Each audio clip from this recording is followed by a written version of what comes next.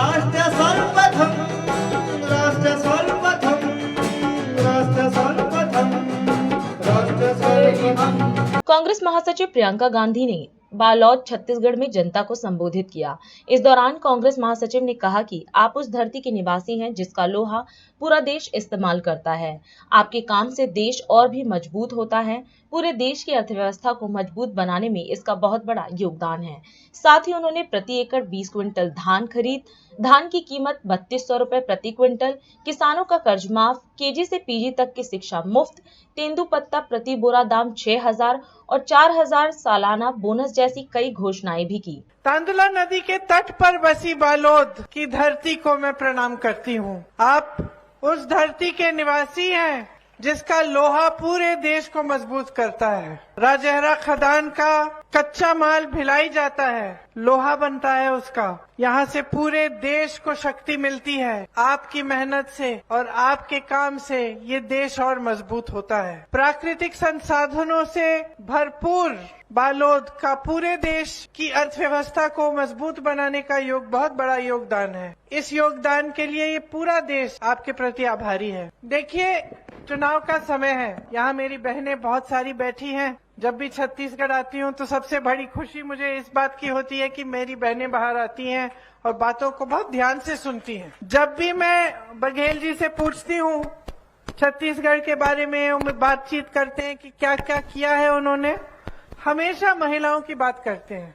हमेशा बहुत गर्व से मुझे बताते हैं कि महिलाएं सबसे ज्यादा आगे बढ़ रही हैं छत्तीसगढ़ में। तो कांग्रेस पार्टी ने तय किया है कि प्रति एकड़ 20 क्विंटल धान खरीदा जाएगा। पहले शायद 15 था, अब इसको बढ़ा के 20 किया है। धान की कीमत 3200 रुपए प्रति क्विंटल तक बढ़ाई जाएगी। छत्तीसगढ़ के किसानों का कर्ज माफ किया जाएगा। केजी से लेकर पीजी तक बच्चों की शिक्षा मुफ्त होगी। सभी सरकारी स्कूल आत्मानंद स्कूलों में अपग्रेड होंगे। जो आज चल रहे हैं उनको और अच्छा बनाया जाएगा। जो आत्मानंद स्कूल है, आपने सुना होगा, वो इंग्लिश मीडियम है, उसमें बहुत अलग तरह की पढ़ाई होती है, उस तरह से इनको बनाया जाएगा। तेंदुपत्ता प्रति मानक बोरा की दर 6000 रुपए और 4000 रुपए सालाना बोनस होगा। भूमिहीन कृषि मजदूरों को 10,000 रुपए मिलेंगे। 200 यूनिट फ्री बिजली आप सबको मिलेगी। जब आप सिलेंडर को भरने जाएंगे तो 500 रुपए की आपको सब्सिडी मिलेगी।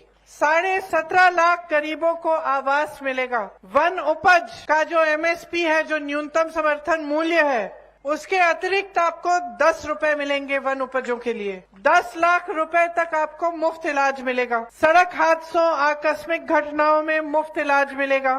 तीव्र फसल की MSP पर खरीद होगी। 700 इंडस्ट्रियल पार्क बनाए जाएंगे।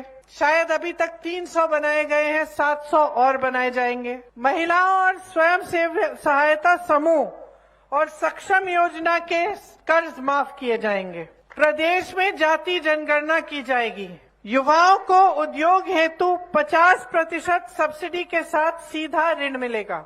अंत्येष्टि संस्कार में आवश्यक सामग्री, लकड़ी, कंडे सरकार देगी।